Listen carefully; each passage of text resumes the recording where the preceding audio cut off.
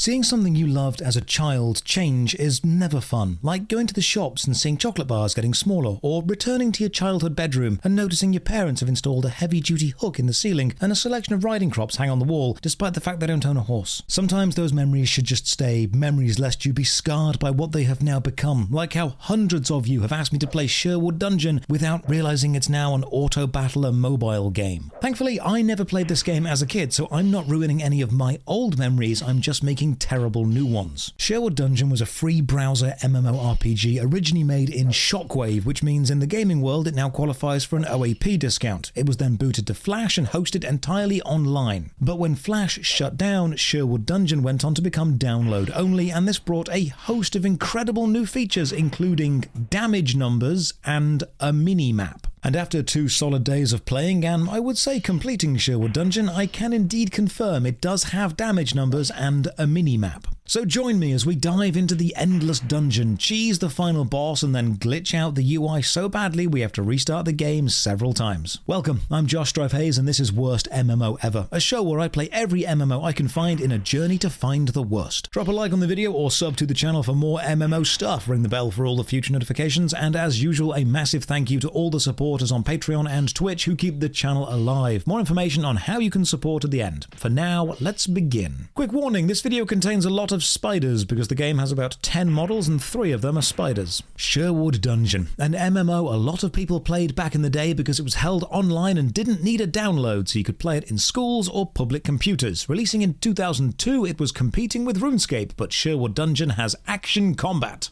Well, it kind of has action combat. We'll see the combat later. Now, Sherwood is an actual place. It's a forest in Nottingham in England, home to the legend of Robin Hood. You probably know Robin Hood from one of 3 films, the one with Alan Rickman, the funny one with the dancing, or the one responsible for all the furries. Robin Hood is also public domain, so anyone can just make a film about him. Seriously, give it a go. Russell Crowe did, Taron Egerton did, and you may as well try, you can't do worse than theirs. The Robin Hood theme continues as the game was created by Maid Marian Entertainment, who is a character in the story. This company also made Club Marian, which is an online hangout game which looks like this. Please don't make me play this. So we download the game, launch it, and log in. Or we don't log in. You see, you don't need an account to play Sherwood Dungeon, you can play as a guest. While playing as a guest, progress is saved to the local machine, not to your account, which means if you're using your own home computer, this works fine. But if you're playing on a public computer, anyone else who uses that computer will also be able to log into effectively your guest account. The game client itself also doesn't remember much between play sessions, like resizing, and there is only one resolution, so if you have a higher res monitor, you'll just need to click and drag the window every time you play. You also cannot remap any of the keys, or zoom the camera in and out, or rearrange the UI in any real way, and several of the option checkboxes have awful click boundaries. This is what you're working with.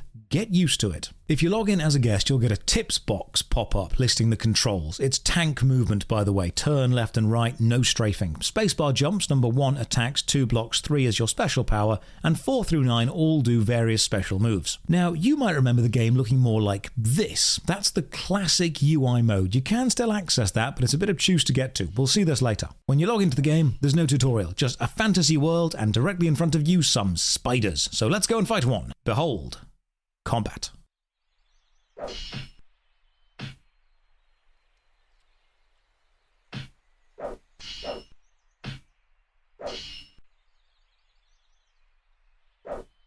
Now, combat is all this game really has, so I already know this is going to be a long 2 days if this is what we've got to work with, so let's just break everything down. Combat in Sherwood Dungeon is on some level timing based. It's basically Dark Souls if Dark Souls spent all of its primary school life eating glue. You click on an enemy, walk up to them, then hold 1 to keep constantly attacking. Each basic attack animation has a wind up, an impact, and then a cooldown. Provided the enemy isn't blocking at the exact moment of the impact, you will hit them. There's no rolling or dodging, and every melee weapon has the same range and roughly the same speed. Let's call the whole animation of prep, impact, and recovery a cycle. A basic attack cycle and the block cycle are roughly the same length. When you block, you've got the wind up of raising your arm or your offhand weapon, the active block frames of being covered, and then the recovery. If the enemy impact happens at the time of the active block frames, 2 things will happen. First, you'll avoid all the damage of the attack, and second, you'll get this little block icon appear above your head. This means your next attack will do double damage. So it's like a really slow parry and riposte system. Just bear in mind that certain enemies can also block and then do double damage back. The issue you'll face is because the attack cycle and the block cycle are roughly the same length, you actually need to begin your block before the enemy starts an attack animation. So it's not really a case of watch the enemy and respond and you'll be able to block every attack. You simply can't. It's more a case of predict what they're about to do. This means you either commit to constantly attacking or commit to constantly blocking until a random block is successful and then following that up with a double damage attack. They're the only real viable tactics. But hey, special attacks. You can equip amulets which are bound to the number 3 key, and using an amulet uses mana and sends out an elemental AoE burst, fire, ice, darkness or poison. Oh yeah, the game has different elemental damages on weapons which we'll see later, but nowhere ever did it matter because I didn't find anything with an elemental weakness or an elemental resistance, so I don't know why they're here. So basic attack, basic block and amulet AoE, but you've then got the power moves which unlock as you level up, like kicks, quick hits or a whirlwind spin. Now, important note, using a power move will animation cancel and interrupt both your regular attack or regular block, but all power moves do the same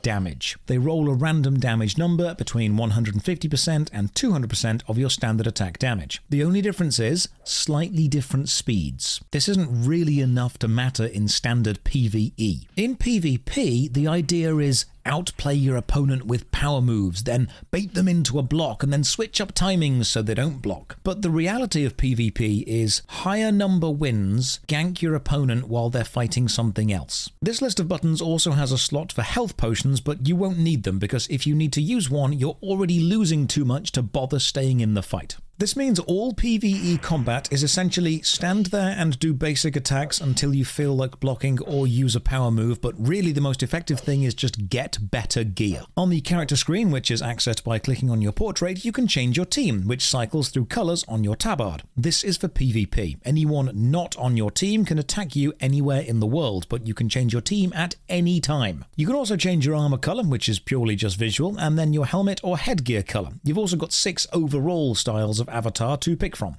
man to man in armor to skeleton, and the skeleton's armor change is just the same color palette but switched into the negative. You've also got a power rating which counts your character, the most powerful hero or beast you own, and then all of the other heroes and beasts you own. You get these from the cash shop, so yes, you can just buy power, but as we'll see later, there is absolutely no point in doing this at all. It's meant to affect quick teleports, but as we'll see later, it doesn't. On your inventory screen, you've got your equipped items. However, to see the total value of these equipped items, you'll need to go back to the overview screen, so a little bit of awkward switching there. Clicking on stuff gives you the stats, but there's no way to compare anything to what you're currently wearing now or see changes if you were to equip something. And if you click and hold on your spinning avatar, you can rotate them, but if, while still holding the mouse and spinning, the cursor passes over an equipped item slot, you'll stop spinning the avatar and instead auto-grab onto the equipped item. So there's lots of little bugs and glitches they just haven't seen. Like this one. If you click and hold an item icon, drag it to the top right close window X, and then quickly click on it while still dragging the item, when you reopen the window, moving your cursor over any empty inventory slot or an inventory item of the same type of that previous item will change the icon to whatever the item was that you dragged. This doesn't duplicate the item, it just makes it look like it does. It also prevents you from picking up or moving anything else and persists until you force close the entire game and start again. Now, the game looks pretty mobile because it is, but you can still access the classic layout as a registered account. All you need to do is open the launcher, then click Account Options, then choose Play as Guest, then choose Sherwood Classic, then wait a moment because this usually crashes, so try it a few times, then click Members Login, then re-enter your details. The classic version, despite being awkward to access, is the same game, same servers, same everything, just a different UI. So why don't you just have a toggle switch in the game to change between UI designs? Anyway, starting in Classic does offer a tutorial which also glitches because I'm playing with the inventory when an automated section starts, which has now stuck a shield icon permanently to my cursor. For most of this video, I'll be using the mobile interface because the classic one seems to crash a lot more and the mobile is what they want the game to actually look like. This is where they think the future of the game is. Have a chat to Morgan and get a quest. Kill 4 venom crawlers. Now, when an enemy dies, it'll drop a chest. Stand by it to see the loot. which completely replaces your minimap to the top right. You click the items you want and then the loot box goes away. Look game, you were so proud of your new minimap you actually included it in the updated notes. You don't need to remove the minimap when the loot box pops up. Lot of unused screen space. Use that instead. Now, enemies in the overworld will drop items, gold, or diamonds, which are both normal currencies used in shops. Also runes and scrolls, which we'll see later. With 4 killed, we're sent to the windmill to talk to a wise woman. The area map has icons, but no cursor over tooltips or info, so it's like you started designing a functional map, then kinda gave up. When you level up, you also get this cool spin animation. Interestingly, while this level up window is open on screen, enemies will stop attacking you. But that doesn't happen for any other window. Enemies also have various pursuit ranges, from "you have stepped backwards, therefore I will give up" to "I will chase you across the entire map." The maps themselves, though, are very small. Sherwood Dungeon is essentially 14 small locations joined together via teleportation portals, each location being a big square, and essentially a reskin of previous locations. The enemies act the same, the quests are all kill X quest, all shopkeepers have an inventory based on you,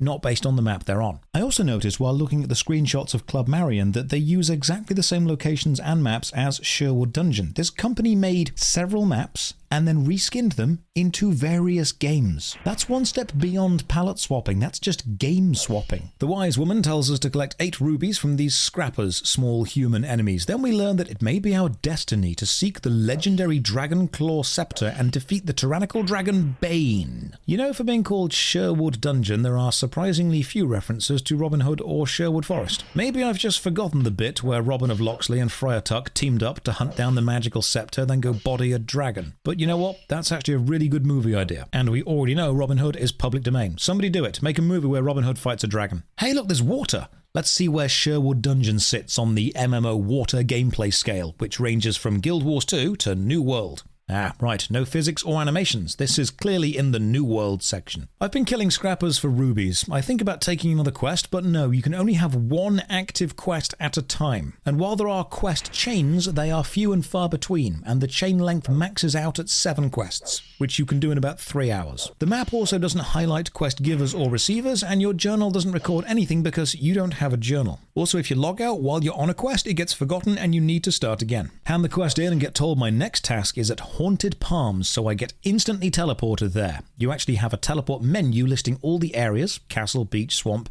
even a giant chessboard, all the standard fantasy locales. But you'll see some of these are grayed out. You can't quick tele to higher areas until you are a higher level or have a higher power rating. But as we'll see later, you still can. I go and explore and I realize something. Despite having a jump, the game never uses it for anything. Everything vertical, from steps to small walls, has an invisible wall around it, and above it there are no dangerous floors or hazards, no scenery, there are no jumping puzzles, no reason to jump in combat. So I do some more diving and I realise the game has no vertical mechanics at all. The few times I do find an edge or a ledge, you can't fall off. You don't fall, you just instantly appear on the floor. And if there's an enemy directly below you, you will lock on and start attacking them while stood above, but you won't hit them. So the game does measure vertical distance, it just has no in-air animation. You are constantly, always on the floor.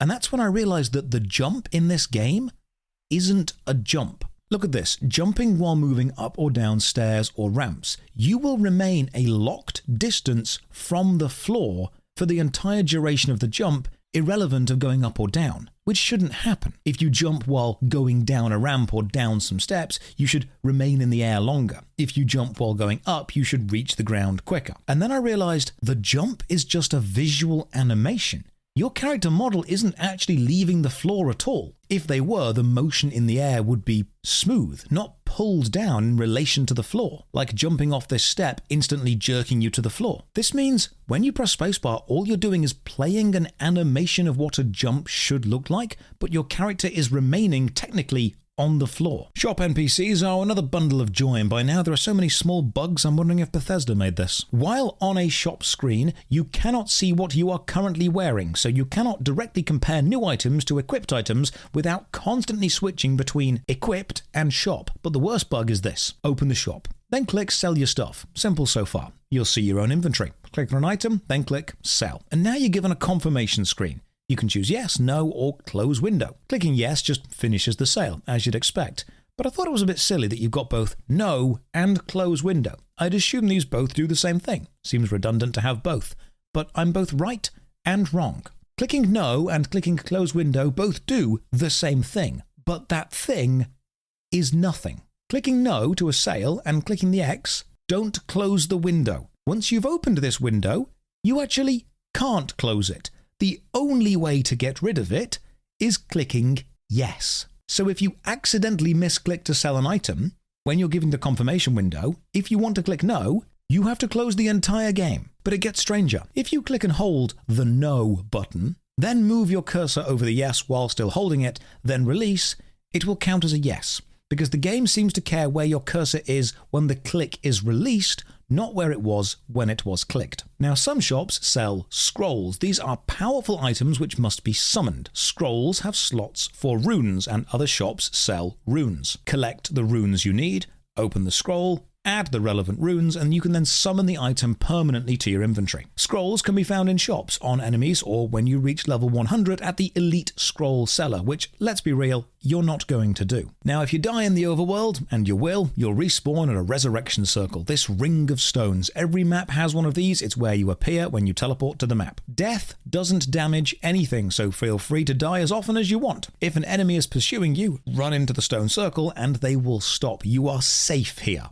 Well, kind of. There's a bug that we'll abuse later. Now, whenever you log in, you'll be asked if you want to buy a mount or a beast pet or a hero. Mounts are rideable. Beast pets and heroes, I think you just kind of have. Sometimes they fight along with you, but I never saw anyone else with them. Oh, did I say buy? I meant rent. You can rent a mount or a pet for several months, and then you lose them, because Robin Hood loved nothing more than taking from the rich, giving to the poor, and time-limited gacha. If an NPC has a quest, it will always be kill X, and they'll show you the item reward you will get for doing the quest, but the item icon will not have a tooltip, so you will not know its stats until after you've done the quest. Well, the modern UI is like that. The classic UI actually tells you everything fine, because the classic UI was made for PCs, not mobiles, and is a far better RPG UI overall. But the modern look is what they want now. We're told to speak to Lady Marion to enter the dungeon, and this is supposedly the real core of the game, the actual Sherwood dungeon itself. Lady Marion tells you go and kill X enemies, you accept, and then you get teleported to the dungeon. The dungeon, in theory, has endless floors, so imagine Diablo but bad, which shouldn't be hard. It's a randomly generated maze filled with treasure and slowly spawning enemies. The dungeon floor you're sent to will match your level. The deeper down you go, the aesthetic will change from castle to cave, but mechanically everything is the same, because there are no mechanics, no switches, doors, or puzzles. It's basically the Windows maze screensaver with a scuffed Dark Souls combat system. Enemies in the dungeon are also very polite and will wait in turn to attack you one at a time, and when you are done, don't bother climbing the stairs to leave, because you'll have to climb back through every single floor. Just use the teleport menu to return to the overland and run back to the castle for your reward. You get experience for handing in quests, but it never mentions how much. You can also dual wield weapons, but you need to manually click and drag a weapon to your shield slot. You can still block as if you had a shield, and dual wielding adds the weapons together to increase both your minimum and maximum hits, so there's no reason to not do this. Along with teleporting from the menu, you've also got some swirly gates which connect all the maps together. Now, the home map has a portal to every other map. The only issue is they have no labels. There is no way to know where they go. You just have to try them all and then remember. Once you're actually on any other map, there's only ever one portal which you can find, and that will always take you to the next harder map. The landscapes themselves range from generic to slightly surreal, grounded in fantasy tropes still, but arranged haphazardly like Easter Island heads along a beach. And running through all the maps is a very short journey. They're all square and all surrounded by water. No map has anything specific apart from the Maidenwood Castle map, which has a blacksmith. This dude will upgrade your equipment to your current level, because whenever you get an item, it is for whatever level you currently are. Upgrading your item costs diamonds, which is a currency that enemies drop. And then running around some more, and hey, a cool ship, which isn't even on the map. We're just way off the edge of the world here. This doesn't even exist. I wonder if this ship goes anywhere. Apparently not, but you can run along the edge and oh look, if you fall off the ship, which you will, or if you run too far into any of the oceans on any of the maps, you'll just be instantly teleported back to that map's spawn point. Now, the main issue about getting to this blacksmith is you can only quick teleport to these higher maps when you are a higher level, or have a higher power rating, which is encouraging you to buy things from the shop. But there is a trick. You can just type /teleport and then a number from 0 to 14 to instantly be sent to that map.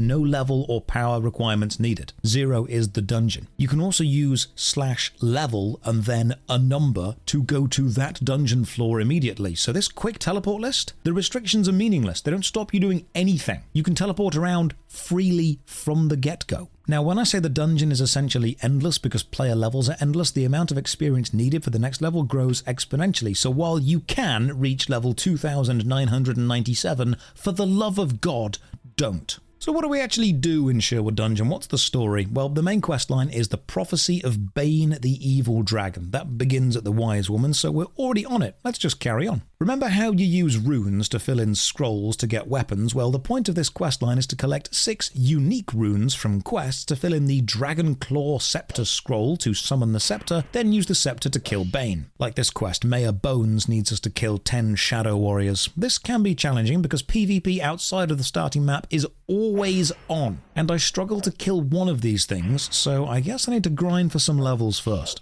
Oh, another issue. The game has multiple layers of click-through. For example, when you have a window on the screen, that window and everything beyond it is still active. For example, if you're in the dungeon, you can click on the stairs and it will ask you if you'd like to travel up a layer. But then you can also open the teleportation menu and it will ask you if you want to teleport. But if you click where the stairs are, even while the teleportation menu is open, it will ask you if you want to take the stairs instead. It still registers clicks on everything on the screen. No window has priority. But by now, I have found a leveling tactic. Spiders cannot block. They only ever attack every single time at a predictable rate, which means it's easy to predict their attacks, block, and get double damage on the next one. So I keep talking to Marion and cancelling her chat until she gives me a spider dungeon task and then just go and do that. I also find all the runes I need to get a Chaos Forged longsword from completing a scroll, so I grab that, and it turns out the wolves can't block either, so same tactic. And after doing this for about an hour, I need a leveling guide because this is slow, and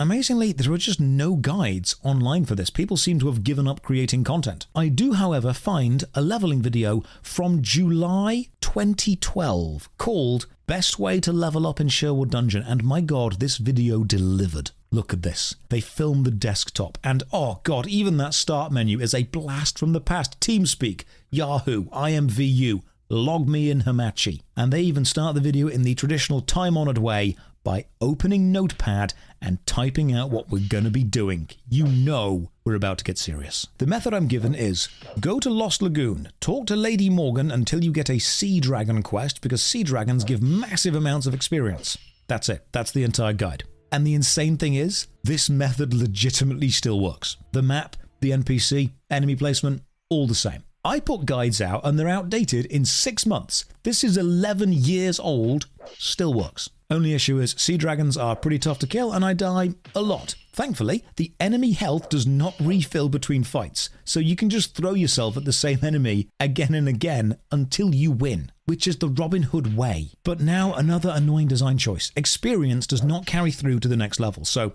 let's say you're 20 experience away from a level and you get 2,000 experience for killing an enemy. You'll hit the level, but then the excess 1,980 experience, that's just lost. Okay, these sea dragons are fine, but they're intense. I need a lazy approach, an AFK approach. Well, thankfully this is a mobile game now, so we can do that. Just open the menu up and choose Auto Defend. This means whenever you're in combat, your character will just randomly use abilities from their hotbar. Then, go and stand in a dungeon, and you will always be auto-attacked. So now you can just wait. You can actually AFK like this for as long as you want. The only issue is sometimes the enemies will spawn behind walls or behind each other, and apparently they are blind because they'll just stop attacking you. And the pathfinding, even if they could get to you, is so dire they won't. And a limited amount of enemies can be spawned, so if everything gets gridlocked, you have to move. But don't worry, there's even more exploits. There's more exploits than Prince John found on Nottingham taxes.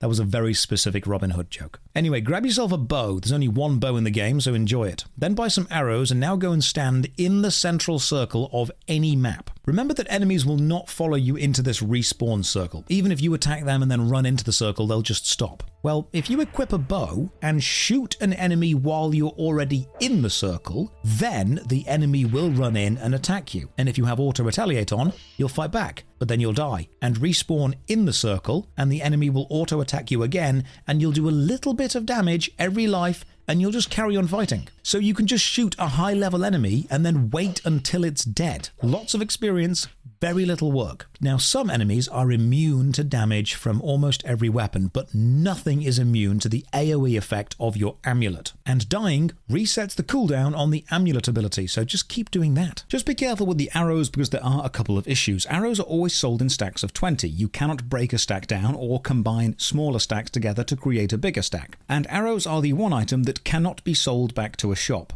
at all. So after a combination of bow loring and AFK dungeon grinding, I get back to the main quest. Interestingly, if you talk to an NPC further along in this quest, you can just choose force to make them give you their part of the quest, even if you're not at it yet. But I'm going to be honourable and thorough and do the whole thing. Kill a load of basilisks for the moonstone, and oh, I should probably talk about the music. Yeah, there isn't any. The two bits you get are the main menu music and the login music, and the main menu bit just stops halfway through. Have a listen. I've not edited this, it just gives up.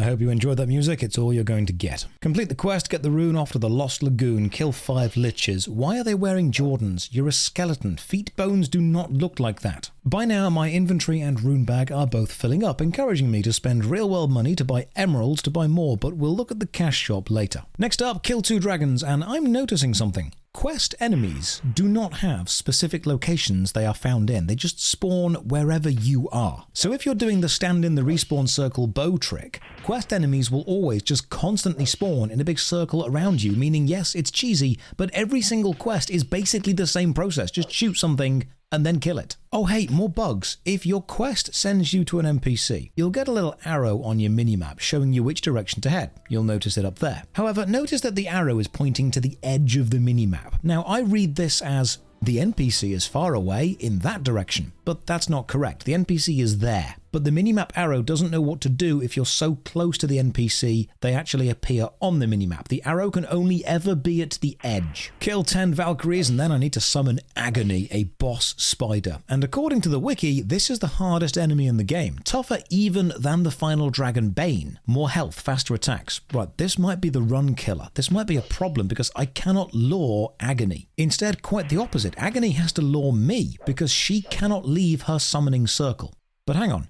If she can't leave, can I run in, hit her, run out, wait for my health and stamina to recharge, then just run in and do it again? Or can I just stand outside the circle and shoot her with a bow? Turns out, yes, both these tactics are fine. The boss cannot leave the boss arena, but you can, and your health refills while the boss's does not, so you can win any fight with hit-and-run tactics. Agony down, all runes acquired, make the Dragon Claw Scepter. Now, before we summon Bane, we must kill some wyverns. The issue is they cannot be hurt by any weapon other than the Dragon Claw Scepter. So you can't do the bow lore trick because they won't take damage from the bow, but you can use the Agony tactic in reverse. Run out of the circle, hit them, run back in, and they won't follow you. Just lather, rinse, repeat until they're all dead. With the wyverns dead, we summon Bane the Evil Dragon, who, just like Agony the Spider, cannot leave this circle. But Bane does have a trick. He actually summons adds outside the circle to prevent us doing this exact hit and run tactic. But this doesn't work, because if you just stand on the circle, nothing will attack you. Bane cannot attack you because you're not in the circle, and the enemies outside can't attack you because you're not out of the circle. Turns out the circle is just a safety circle. So you can kill the final boss dragon very easily with hit and run tactics, retreating to the circle edge. Now, killing Bane gets you the Dark Blood Sword of Chaos, which the wiki says is the best sword in the game. So I kill Bane twice and get 2 of them and dual wield them, and then I read the stats, and they are rubbish, because whoever wrote this wiki doesn't understand maths. A level 22 Dark Blood Greatsword of Chaos has a damage range from 1 to 186. That's a pretty big range. Dual wielding them gives you an average hit from between 2 to 372. The middle number of this range is 186, meaning your average damage over time will be 186 damage per hit if dual wielding. The Dragon Claw Scepter, however, has a minimum hit of 71 and a maximum of 168, meaning yes, the maximum is 18 damage lower, but the minimum is 70 damage higher. So if you dual-wield Dragonclaw scepters, each attack will be hitting between 142 and 336. The value between these two values, the average, is 239, meaning the average hit with dual Dragonclaw scepters is way higher than the average hit with dual Darkblood Greatswords of Chaos. And that's not including the fact the scepter has additional magic damage based on your level, which the sword does not. Sorry to sound annoyed, but basically the best sword from the final boss is actually crap compared to the weapon you need to use to kill the final boss.